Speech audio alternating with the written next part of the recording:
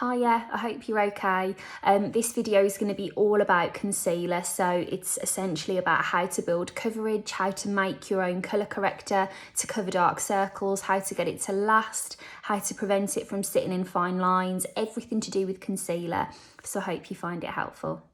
As always, everything I've used is written in the caption, so if you click to make the video full screen, the title will come up along the top, click the arrow next to it and a full list of products will drop down, but hopefully a lot of these tips are things that you're going to be able to apply to whatever you've already got in your makeup bag.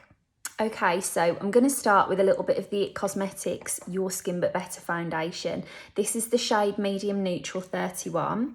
I'm going to take a couple of pumps and just buff this all over the skin. Now, Leanne, you'd asked me the other day for a light to medium coverage foundation that would be really nice for kind of age 40 plus, and I just think this is a really beautiful option.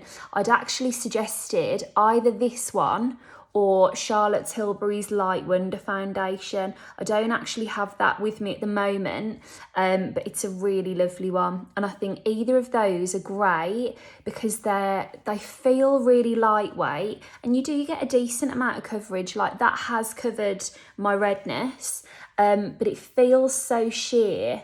And especially now that it's, you know, slightly warmer weather, you've got the niceness of knowing that you've got something on. It doesn't look or feel heavy, and it just gives you that little polished around the edges kind of finish. So I would really, really recommend this one. I'm going to take this all over, including across the eyes. And I should have said actually, I've already got on a prescription cream that I use in the morning and my SPF 50. Oh, actually, I'm just thinking, Amy, you had said to me, I think it was this morning, I saw it, why do I wear an SPF if it's already built into my foundation? There isn't an SPF in this particular one, but even when I do wear anything with an SPF, I always use a dedicated one. Couple of reasons really. It's the really important part of your routine for preventing any kind of burning, or it also prevents, you know, the onset of fine lines, things like that. When you have redness, it's especially important because UV is one of the biggest triggers of rosacea. But also, if you use a dedicated SPF all over, you know, tops of ears, down the neck, all over the face, you've got complete coverage everywhere. Whereas your foundation, like you've seen me do my foundation a number of times, I put not as much on the forehead, loads on the cheeks, not that much everywhere else. You can't do that with your SPF. You have to apply it in a nice thorough layer all over. If it feels too rich to do moisturiser and SPF, you could do like I did this morning and just use a nice rich SPF so you feel like you've got the benefits of both. But it is a really important step. Now, I'm just making sure I've gone to the ends of my face here, and then I'm really going to focus today on concealer. So I'm just going to put my eyebrows on while I'm giving you a bit of an overview.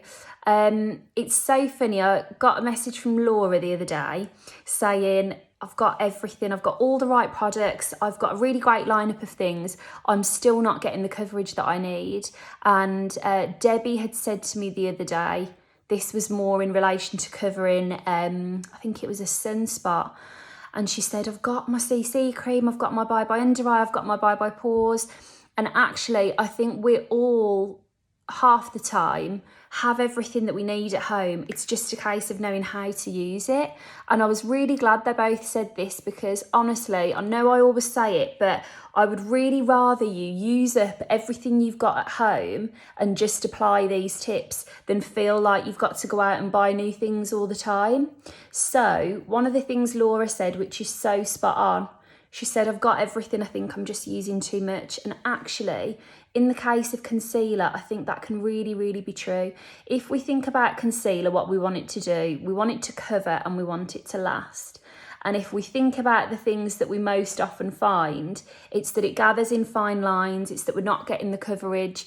And actually, you would think that using loads would give you loads of coverage.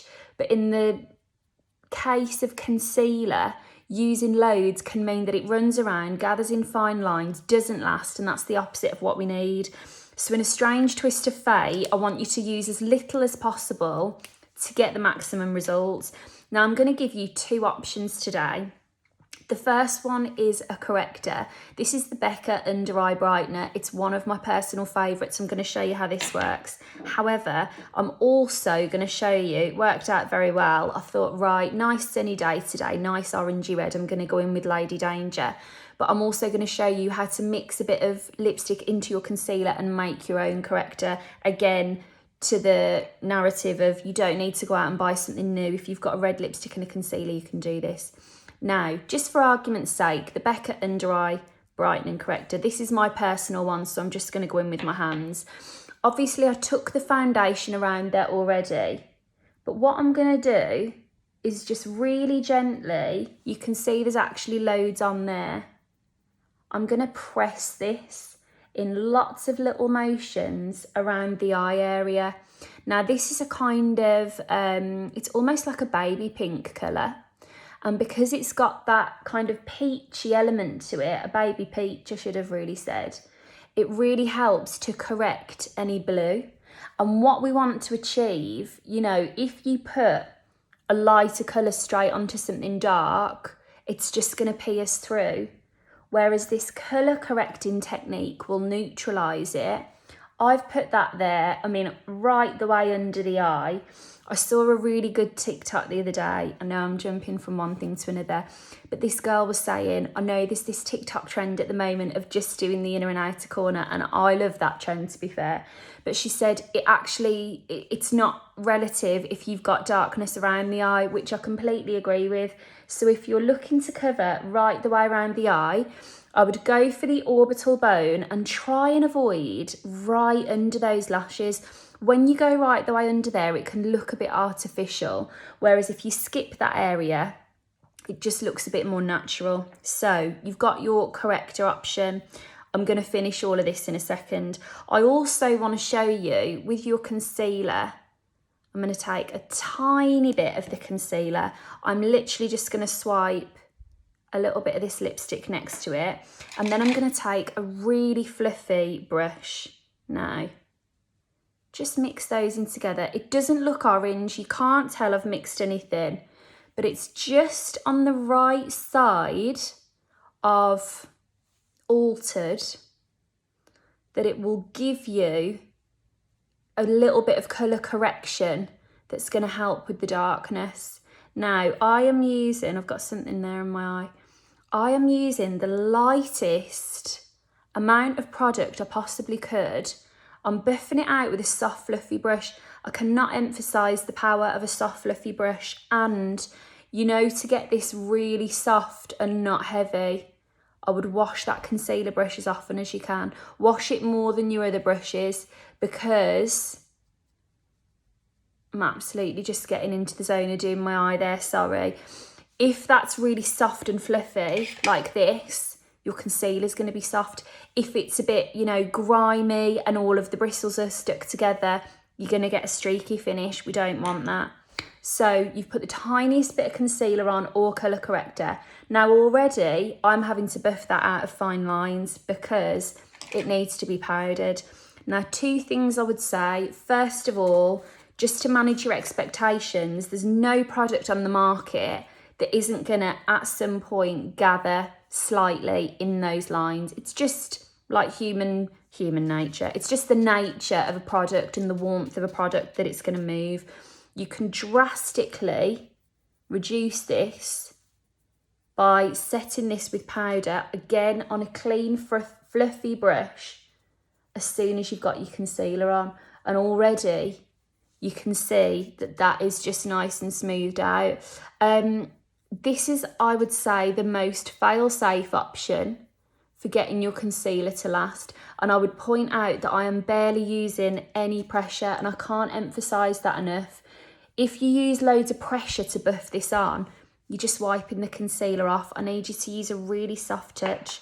Bex, you've been doing the setting spray tip. Now, another tip that I shared recently was, if you don't want to powder, you can just use your setting spray and press that around the area. But Bex, you'd said that it's kind of lifting off what you've put on. Again, I would say use the softest touch. This is barely even touching the skin. What we want to do is press this on rather than rub it in, because if we rub it in, we're going to dilute the coverage, and ultimately I want you to put coverage there that's just going to sit and stay. But just to finish the makeup, I'm going to do a few more things. So I'm going in with my Nude Sticks bronzer. I'm just going to take this in some key points around the face to add a bit of warmth and bronze. Same brush. I'm going to take some of the Nude Sticks blush in Sunset Matte. No. Sunset Strip.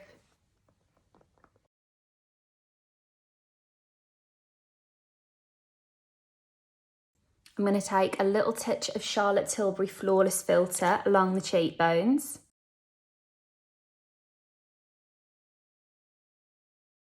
I'm going to go in with a little pop of red. I've got Lady Danger lipstick and Cherry Liner, both from MAC.